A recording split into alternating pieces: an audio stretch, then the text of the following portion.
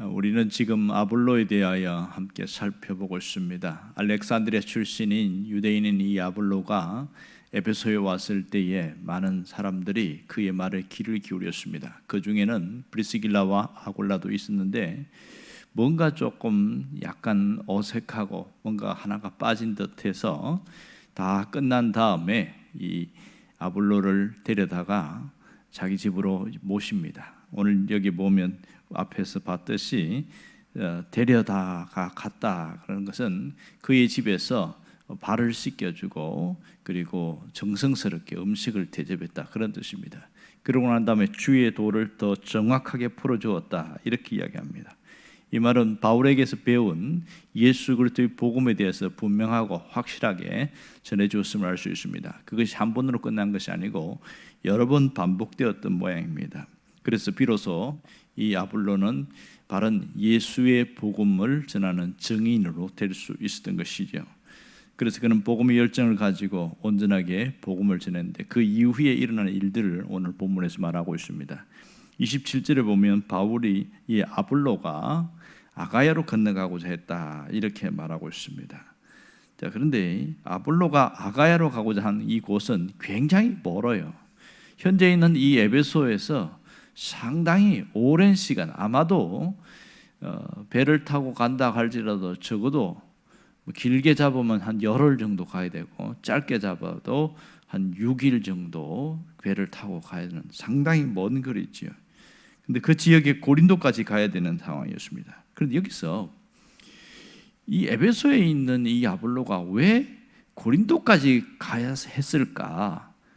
고린도에서 굳이 다른 지역도 많은데 가까운 데 옆에 보면 빌립보 지역도 있는데 고린도까지 갈 이유가 뭔가 이런 생각을 하게 되었습니다. 근데 우리 성경에서는 그 부분에 대해서 전혀 나오지 않아요. 그런데 그 AD 5세기경에 쓰였던 성경 중에 신약 성경 사본이 있습니다.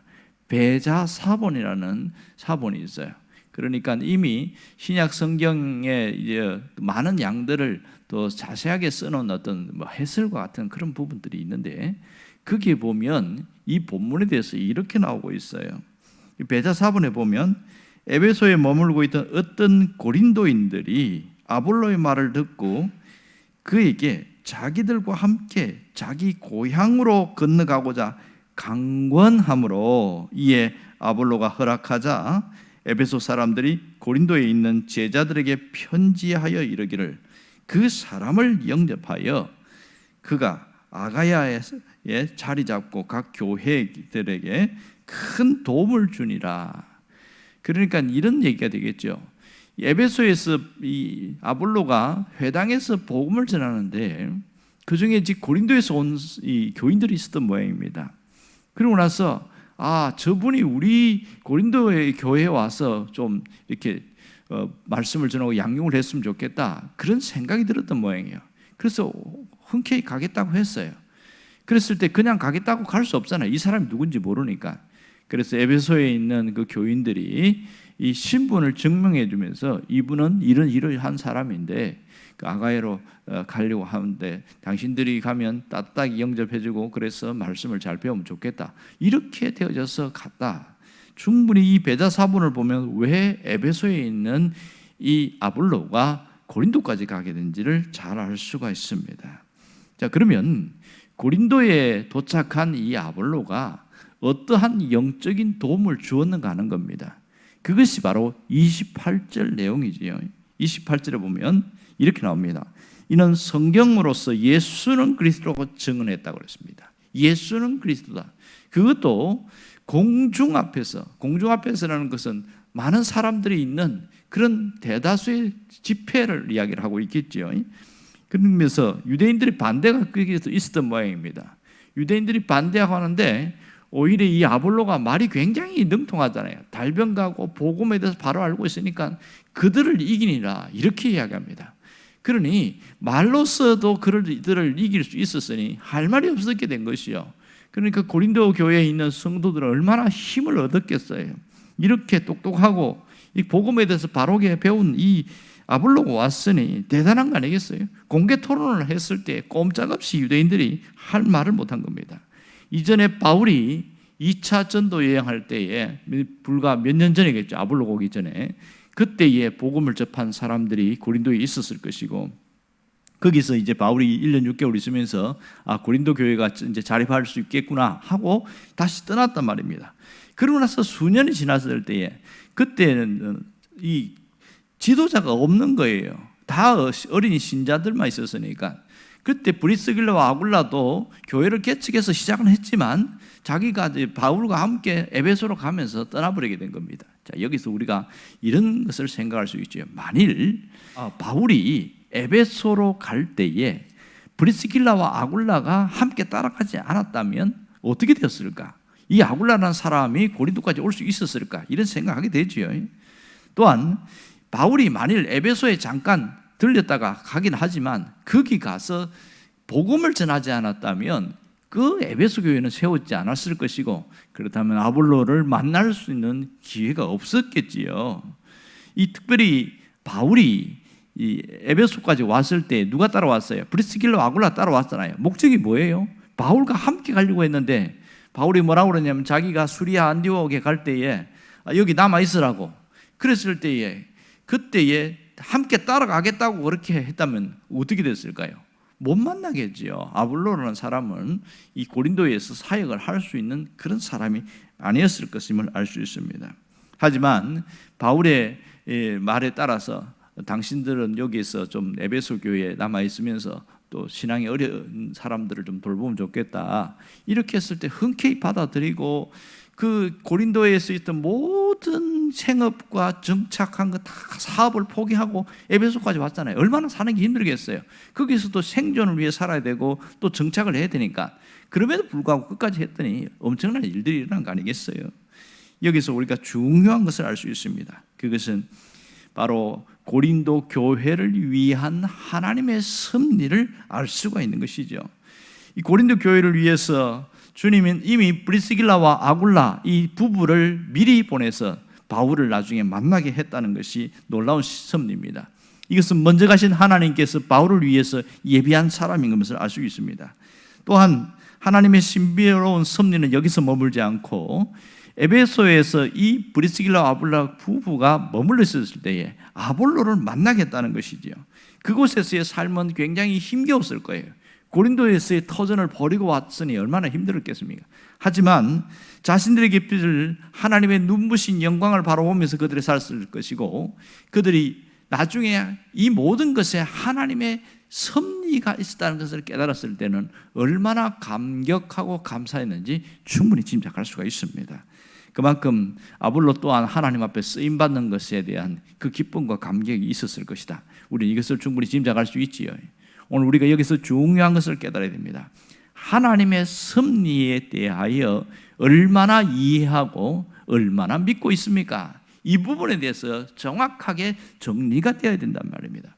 여러분, 많은 분들이 보면 신앙을 가진 사람들이 하나님의 창조는 믿지만 섭리는 온전히 믿지 않는 사람들이 굉장히 많습니다. 섭리가 있다는 걸 알긴 알아요. 하지만 그것을 전적으로 받아들이고 믿지 않는 분들이 굉장히 많습니다. 그럼 섭리를 믿는지 안 믿는지 어떻게 알아요? 그것은 우리가 삶 속에서 보면 늘 내 자신에게 나의 현실에 불만이 많고 늘 기쁨도 없고 감사도 별로 없고 이런 사람들은 그 섭리를 믿는 사람이라고 말할 수 없겠지요. 또한 늘 원망과 분노가 가득한 삶으로 살아간다면 이 사람은 하나님의 섭리를 믿지 않는 증거다, 이렇게 표현할 수 있습니다. 여러분, 하나님의 섭리는 우리의 모든 영역에서 나타나고 있습니다. 내가 믿든지 안 믿든지 사실 하나님의 섭리하심은 있습니다. 하나님이 이 세상을 창조하신 이후에 하신 일이 뭐예요? 보존하고 다스리시고 모든 것을 이어나가고 있습니다. 이것이 섭리의 핵심인 것이죠. 그런데 이런 섭리가 있을 때 하나님은 누구를 통해서 이랬습니까? 사람을 통해서 했습니다. 그러면 이 죄가 들어온 것도 하나님의 섭리입니까? 이렇게 묻는 사람이 있어요. 죄가 들어온 것은 하나님의 섭리가 아니라 인간의 선택의 자유에 의한 이 악이 들어오게 된 것이죠. 원래는 하나님이 악을 창조하지 않았어요. 하지만 인간이 선택의 자유라는 걸 통해서 다른 하나님이 하지 말라는 것을 선택함으로써 비로소 악이 시작되어진 것을 우리가 압니다. 하나님이 주신 이 자율적인 의지를 죄를 짓는 데 사용한 인간이 잘못인 것을 우리는 압니다. 자, 여러분, 하나님의 섭리를 온전히 믿을 수 있어야 합니다. 이 하나님의 섭리를 진짜로 믿으면 사는 게 달라요. 섭리를 안 믿는 불신자들이나 교회 안에 있으면서 섭리를 제대로 이해하지 못하는 신자들과 사는 것이 확연하게 다릅니다. 무엇이 다를까요? 내가 처한 환경과 현실 속에서 세상 사람들과 같이 반응하지 않고 불신자처럼 반응하지 않습니다. 보통 우리는 그런 생각합니다. 하나님이 계시는데 왜 이런 어려운 일이 생깁니까? 하나님이 계시는데 저런 독재자가 왜 나타납니까? 하나님이 살아 계신다면 왜 이렇게 의로운 자들이 이렇게 고통을 당하고 악한 자들이 저렇게 잘 먹고 잘 살고 왜 그렇게 합니까? 저런 사람 벌 줘야 되는 거 아닙니까? 끊임없이 질문을 던집니다. 여러분, 세상에 믿는 자도 불신자도 엄청난 쓰나미와 지항에 빠지게 되어지고 그런 경우가 있죠. 언젠가 하와이에서 불이 났을 때, 그 불 났을 때 교회도 불타버렸어요. 다 불탔어요. 하나님은 교회는 지켜줘야 되는 거 아닙니까? 이러면서 따지면서 대드는 사람이 있더라고요. 자, 여러분, 여기서 뭘 봐야 되죠? 하나님께서 악도 허용하시고 사탄이 우리를 괴롭히는 것도 허용하시고 이런 모든 허용하시는 섭리가 있음을 잊지 않아야 됩니다. 이걸 하나님의 허용적 섭리라고 합니다. 죄를 짓는 것은 하나님이 우리를 죄짓게 유혹하지 않는다는 것을 알아야 됩니다. 야고보서 1장에 보면 분명히 이야기하고 있지요. 하나님은 절대로 우리를 죄 짓도록 유혹하지 않는다. 그러면서 야고보가 뭐라고 그러냐면 각 사람이 죄를 짓는 것은 자기의 욕심에 이끌려 미혹됨이니 이렇게 말했어요. 그러면서 욕심이 잉태하여 죄를 낳고 죄가 장성하여 사망을 낳느니라. 결국은 그런 인간의 잘못과 연약함과 실수 때문에 죄를 짓고 하기도 하지만 하나님께서는 그것마저도 하나님께서 크게 아우르고 있고 그곳에서도 하나님이 함께 외면하지 않고 움직이고 있다는 사실이에요. 그 속에도 하나님의 섭리가 있습니다. 어떻게 하나님의 섭리가 움직입니까? 내가 잘못했지만 하나님은 그 잘못을 선하게 바꾸셔서 회개할 기회, 신앙으로 회복할 기회로 돌이킨다 이렇게 말합니다. 여러분, 우리가 현실의 렌즈를 끼고 세상을 바라보고 주변을 보고 자신을 보면 하나님이 보이지 않습니다. 하나님이 어디 계신지 몰라요. 그런데 하나님의 렌즈를 끼고 현실을 보면 하나님이 보인다는 거예요. 속속들이 하나님이 역사하심이 느껴져요. 아, 하나님이 함께 하시는구나, 하나님이 역사하시는구나 깨닫게 되어지는 것이죠. 그런 사람들, 이런 사람들은 낙심하잖아요. 특별히 하나님의 사람은 하나님의 렌즈를 끼고 현실을 보고 상황을 보고 환경을 볼 수 있어야 합니다. 그럴 때 결단코 절망하지 않습니다. 여러분, 하나님의 섭리를 믿는 그 믿음으로 나를 이렇게 세울 수 있기를 바랍니다. 다시 일어날 수 있기를 바라요. 그리고 온전히 내가 세워질 수 있어야 됩니다. 여러분, 하나님은 지금도 보존하고 다스리시고 계속해서 이어나가는 하나님의 섭리가 있어요. 허용적 섭리가 있습니다. 악을 허용하시는 섭리. 욥에게도 하나님이 사탄에 대해서 허용하셨잖아요. 그러면서도 결국은 하나님이 승리하도록 하시는 것을 봐야 됩니다. 자, 이 섭리를 믿는다면 우리가 역경, 어려움을 만났을 때에 견뎌낼 수 있는 힘이 생깁니다. 하나님의 섭리를 믿는 사람과 믿지 않는 사람은 굉장한 차이가 있는 것이죠. 여러분, 믿지 않는 사람들은요, 끊임없이 원망과 불평이 떠나지 않습니다. 하지만 하나님의 섭리를 믿는 사람은 그 속에 내가 모르는 하나님의 뜻이 있겠지, 하나님이 뭔가 하실 일이 있겠지 이러면서 그 현실을 묵묵히 받아들이고 버티고 견디고 이겨나가려고 애를 쓴다는 것이지요. 이 점이 대단히 중요합니다. 우리가 하나님의 섭리하면 가장 대표적인 한 사람이 나타나지 않습니까? 그 사람이 바로 누구예요? 요셉입니다. 요셉은 정말, 이 사람은 상처로 하면 말할 수 없는 상처를 많이 받았어요. 부모 집에 있을 때에도 10명의 형들이 자신을 따돌리고 그렇게 막 학대하고 아주 나쁘게 하고 그런 힘들게 살았는데 결정적으로 형들이 동생을 팔아먹었잖아요. 인신매매해버리고. 그런 형들 어떻게 그걸 용서할 수 있겠어요? 끊임없이 그는 삶 속에서 배신과 복수심 뭐 이런 것에 대한 분노로 가득 찰 수밖에 없는 게 현실이었어요. 근데 어떻게 이겨냈습니까? 이 형들 어떻게 용서할 수 있었겠어요? 하나님의 섭리를 믿는 그 신앙이 없었다면 절대로 불가능한 일이지요. 언젠가 그런 일이 있지요. 요셉에 보면 아버지가 죽었어요. 아버지가 돌아가시고 난 다음에 두려운 거예요. 요셉은 막강한 권력을 갖고 있으니까. 그러니까 형들이 차마 자기들이 양심상 우리를 용서해달라고 말을 하지 않고 아버지 이름을 빌려서 이야기합니다. 아버지가 살아계실 때에 우리를 좀 용서해달라 이렇게 얘기했다고 이러면서 이야기할 때 요셉이 정확하게 이야기합니다. 뭐라고 그래요? 당신들은 나를 해하려고 그렇게 했지만 하나님께서는 그것을 선으로 바꾸사 오늘과 같이 많은 백성을 구원하게 하려 하셨습니다. 이렇게 이렇습니다. 이게 무슨 뜻이에요? 하나님의 섭리를 깨달았다는 것이죠. 아, 하나님이 나를 이렇게 보내셨구나. 형들이 팔았는데 현실은 요셉은 하나님이 나를 우리 가문 전체를 구원하기 위해서 보내셨다. 이렇게 믿은 것이죠. 여러분 눈앞에 있는 현실에서 왜 내가 아파야 되고 왜 내가 저 사람들을 고통당해야 되고 왜 내가 이렇게 끊임없는 그 갈등과 고민이 생길 때에 하나님을 볼 수 있어야 됩니다. 하나님은 그런 사람도 나를 위하여 허용하고 계십니다. 때로는 나를 세우기 위한 악의 도구로 하나님이 허용하실 때가 굉장히 많아요. 그 사람도 힘들어요. 왜냐하면 나를 세우기 위해서 하나님이 쓰임받는 악의 도구로 삼았으니까 얼마나 그 사람도 힘들겠어요. 그러니 그런 사람들을 미워하지 말자는 것이죠. 여기서 하나님을 바라봐야 우리는 빨리 이길 수 있습니다. 특별히 성도들이 섭리를 믿는 사람들은 뭔가 고통이 아니고 아무 문제가 없을 때, 다시 말해서 아무 문제가 없다는 것은 그것을 우리는 형통이라고 표현합니다. 이럴 때에는 끊임없이 감사할 수 있어야 됩니다. 이것이 섭리를 믿는 사람입니다. 진짜 섭리를 믿는 사람들은요, 감사를 굉장히 많이 합니다. 정말 많이 합니다. 왜요? 하나님의 섭리하심 때문에. 아무 문제가 없는 것 자체가 하나님이 특별한 은혜고 보호하심이고 함께하심이고 놀랍다 이러면서 감격하는 거예요. 하나님이 역사하셨다고. 이것이 대단히 중요한 것이죠.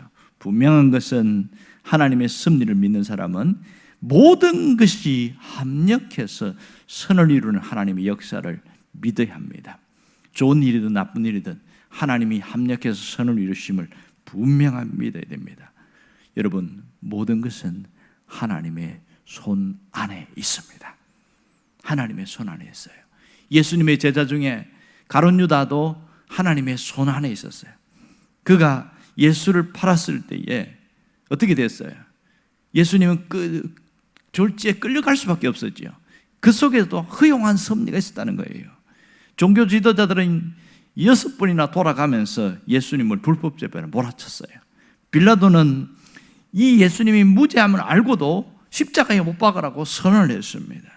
로마 군사들은 예수님께 채찍질해서 온몸에 피투성이 되게 하고 그래서 그냥 완전히 녹초가 되게 만들었고 끔찍하게 고통을 가했습니다. 그리고 사형 집행하는 군인들은 예수님을 손에 못 박았습니다. 손과 발에 못 박고 이 모든 것은 끔찍한 고난과 고통이요 악의 득세입니다.